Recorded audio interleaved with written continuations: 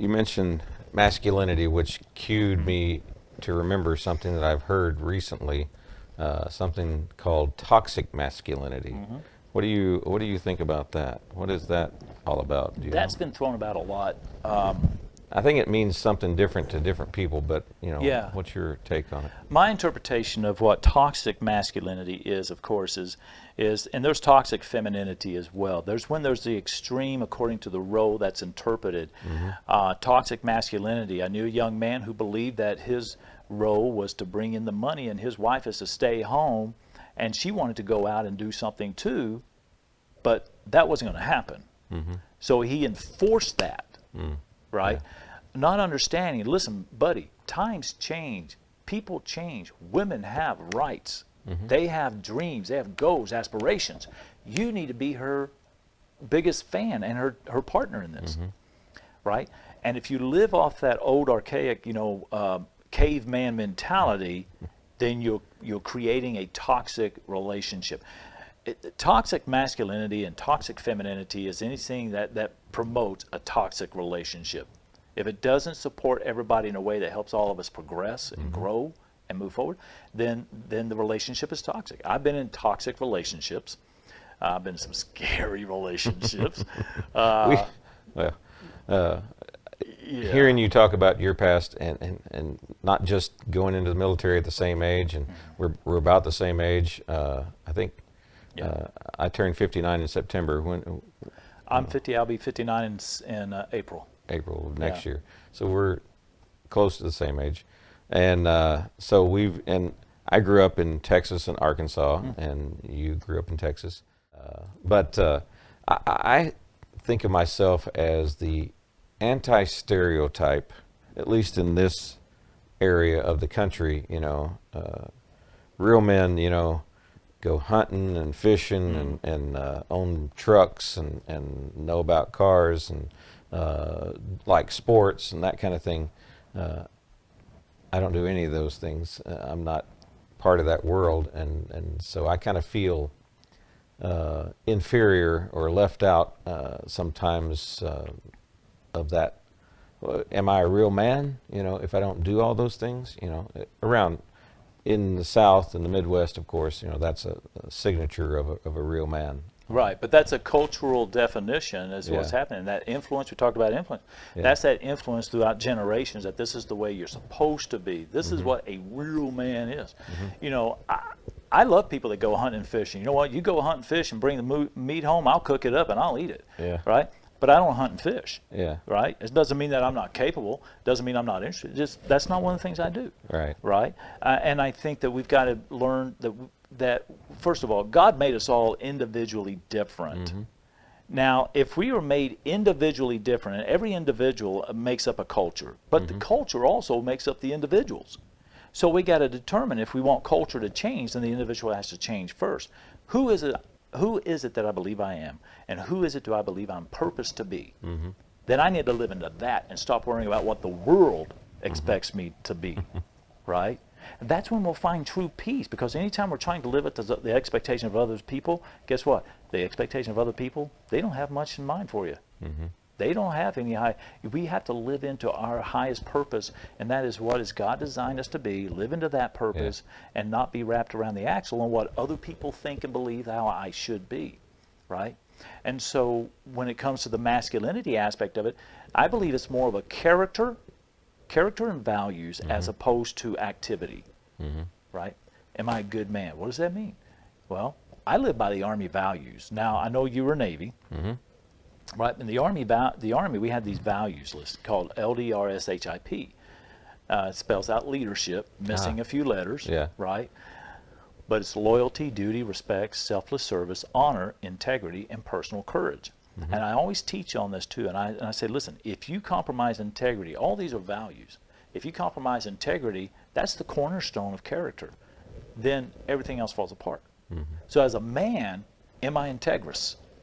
Because if I lose my integrity, then that means I'm probably not loyal to anybody but me. I have no sense of duty to what I'm called to do. I will show lack of respect for others, demanding respect from others. I will not serve others. I will serve myself, right? I will lack honor, because there's no honor in men who compromise their character, right? Yeah. And then obviously integrity, but then personal courage. Personal courage is about doing the things you know you should be doing regardless of what other people think you should be doing. You know, and so I believe those kind of things, those values, is what makes a man.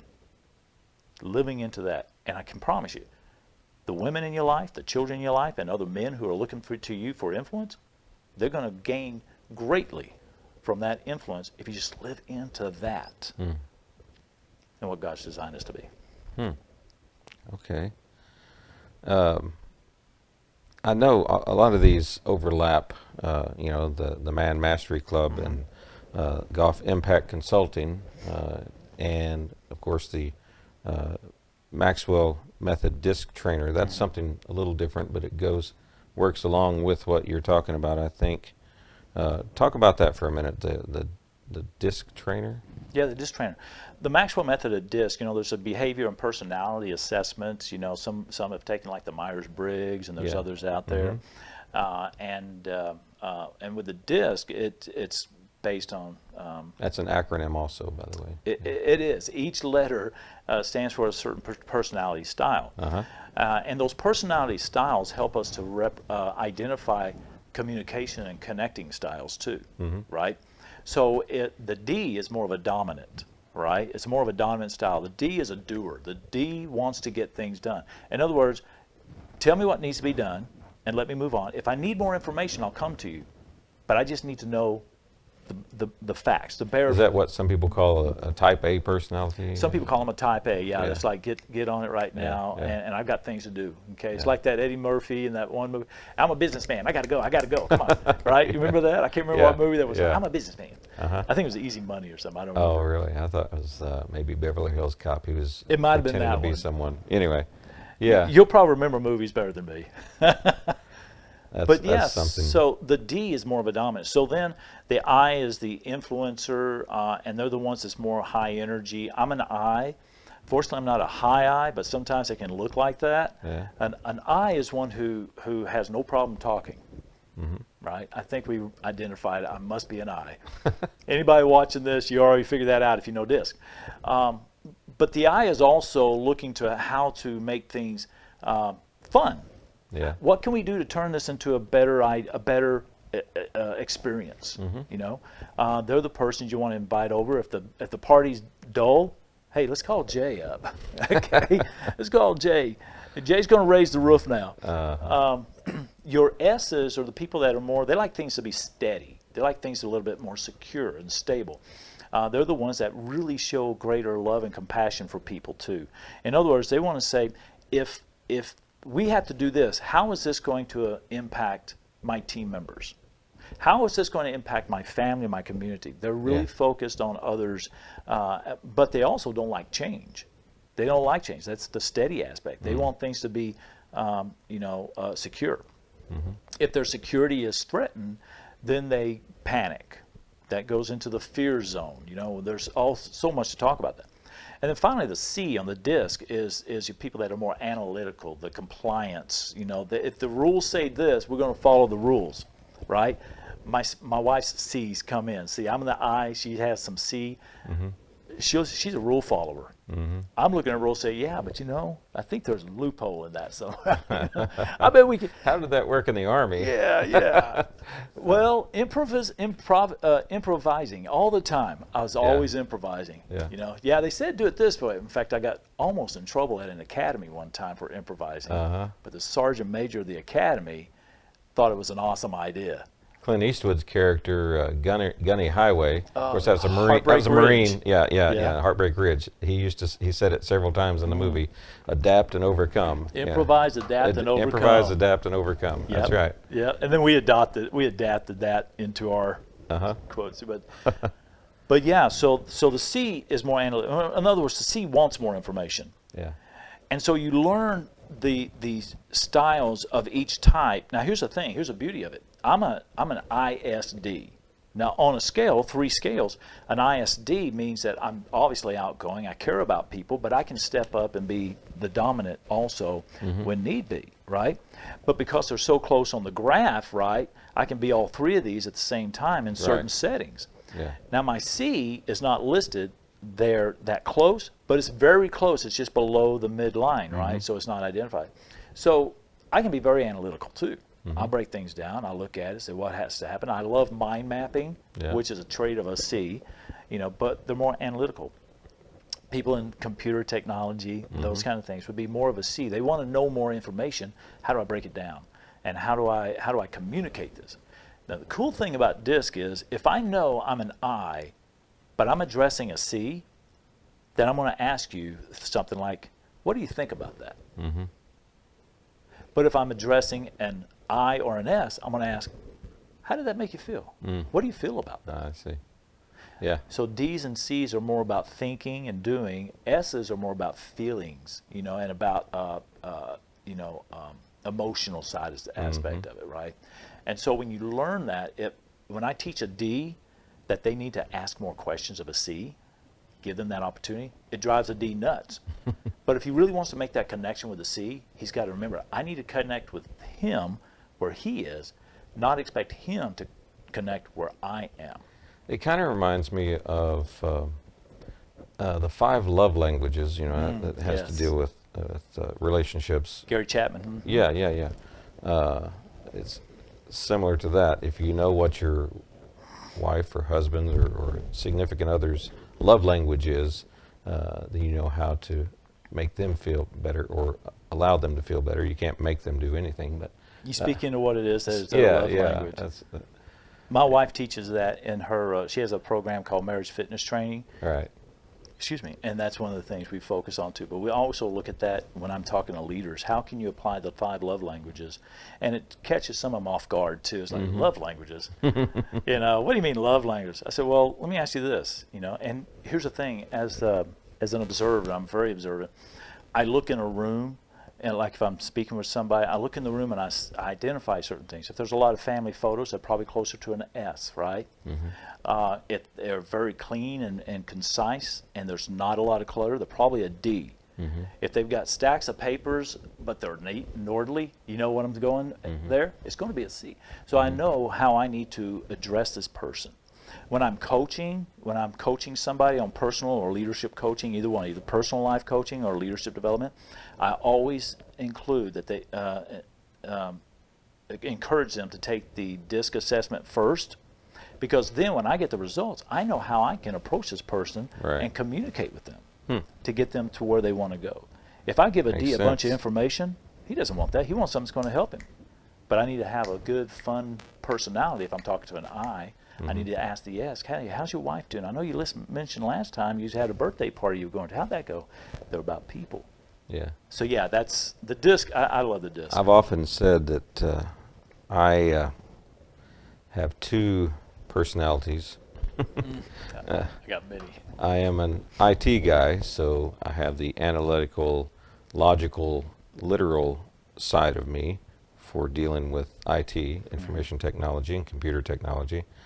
And then in music and entertaining and acting and so forth, I have the more creative side, you know, writing songs and so forth. And sometimes those don't always work together. You know, it's like multiple personalities. I don't know. I actually had you take the DISC. Yes. I did. Yes. It's been a couple of years, 2 or 3. I don't remember, but I'm pretty sure I landed on S and C more than. Yeah, I have to go back and look. I keep the file on everybody. So yeah. And I think, do you notice if you have someone retake a test, does it change?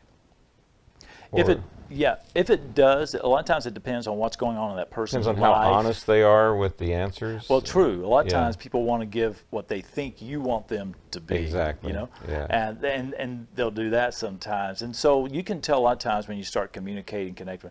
Well, first of all, making that initial connection, you can start picking up on certain traits. You know, how they carry themselves, how they communicate. You know, as an artist, you know, your inflection of voice on certain things, what excites you, what bores the heck out of you, you know. You pick up on certain things. Yeah. Like I said, like their office setting. You know, what are they driving even? You know, I love studying personalities. So all these things help to come together, and you can kind of get a general estimated assessment of a person. So when you get the report back, you say, okay, yeah, I see that. I saw that. I saw that. I saw that. I didn't see that. But that's okay. You know why? Because it's going to come back in the conversations and stuff too, right? But when life changes, you know, like for me, I went through a bout of incredible depression several years ago that had I taken the disc then, it'd be totally different. It would have been different. Oh, yeah.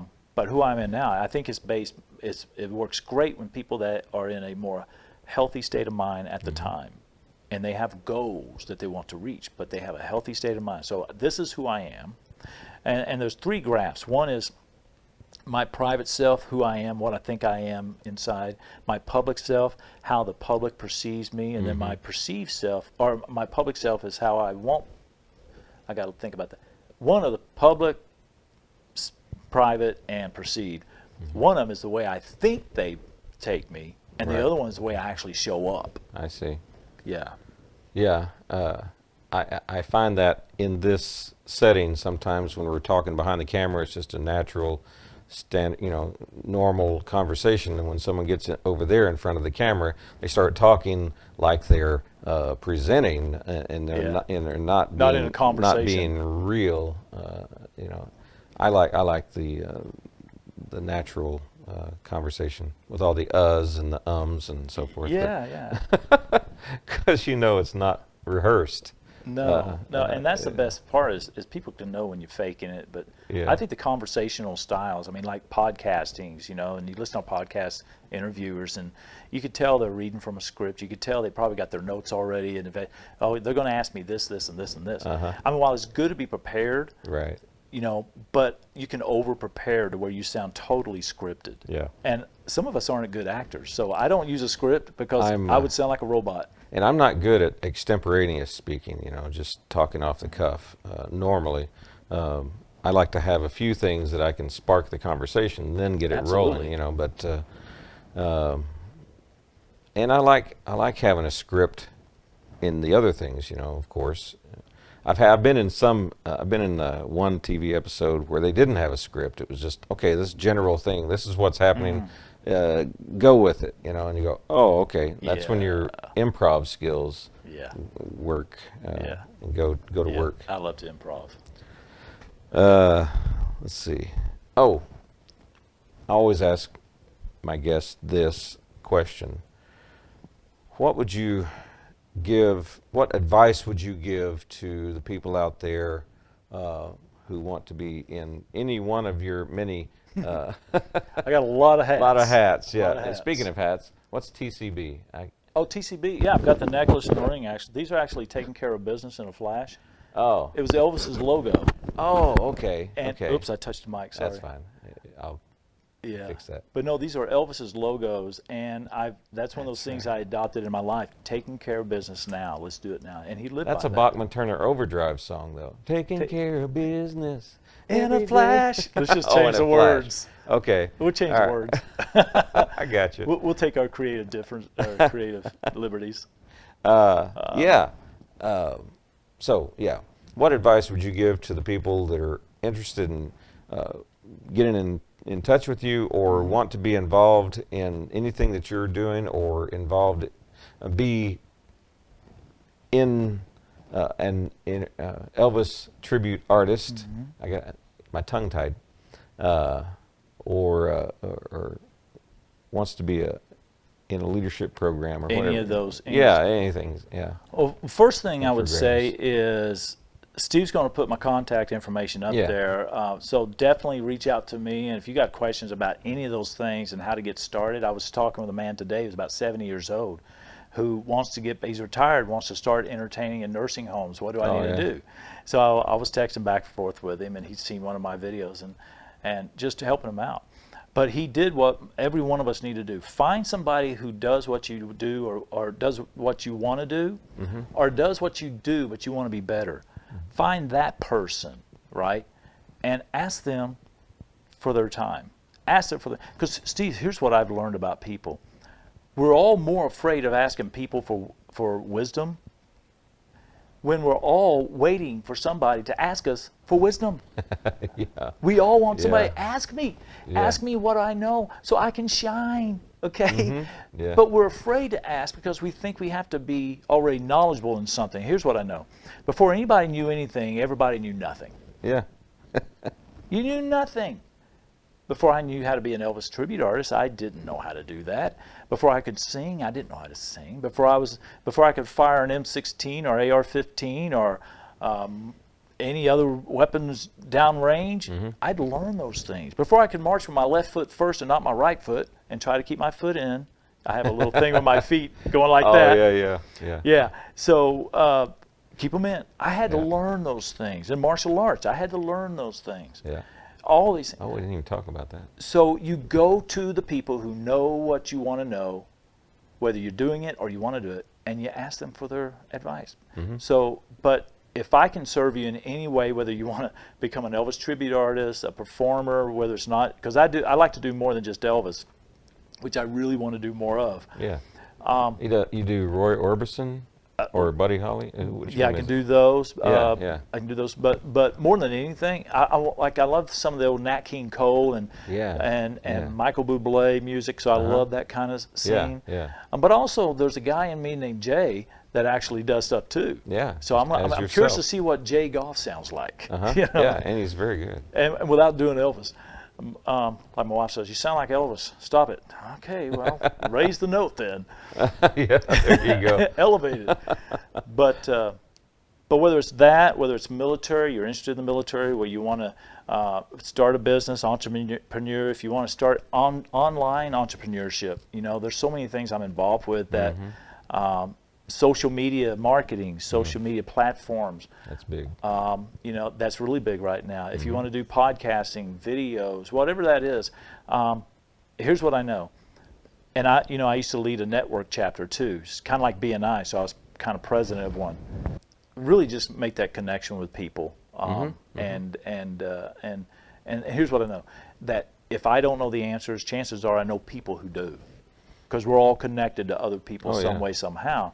So reach out and ask. Here's what I know. If you don't ask, the answer is always no. Yeah. It's always no. Yeah. So what's the best way for people to contact you? What's either email or your website or whatever? Probably if you'll go to, I've got so many emails, but if you'll just shoot me a message on, you can shoot me a text at 417-298-6419. Okay. Shoot me a text on call because spam blocks a lot of calls, and if it doesn't recognize you, it'll block you. But the other thing too is find me on Facebook. My main personal page is Jay Goff, Jaygoff, 1963. Yep, that's the year I was born. Okay, that's my personal page, and so if you'll find me there, shoot me a message. Let's connect. And we'll set up a phone call or something too, and or even coffee. If you're local, I always tell folks all the time, say, you like coffee? Yeah, great. I'll let you buy me a cup and we'll talk. Yeah. So, but that's the best way probably. Yeah. I've got so many emails and stuff too, so let's just go with those. Yeah, I have a main one that I can see on Outlook, and I can see it also on Google. Oh, yeah. Yeah. I do the I same got those thing. all coming into one. But anyway. Okay. Well, I appreciate you coming, and thank you for your time. Thank you. I'm sure they all enjoyed it. You can even post some questions on the chat underneath the video here, and let us know how you like the videos and the episodes that are going on. Thank you. Yeah, well, I want to say real quick, Steve, thank you for this opportunity for me to do this, because I love what you're doing here. I think it's something that it's going to give a lot of creative people, regardless of what their creativity is, a chance to share their talents, their skills, maybe even make connections with people. Say, hey, that guy does what I need. Yeah. And it's a connection for them as well. Right. So, but to see the talent that we have is amazing. That was my whole purpose in doing this show. I think it's going to be a success. Oh, I love it.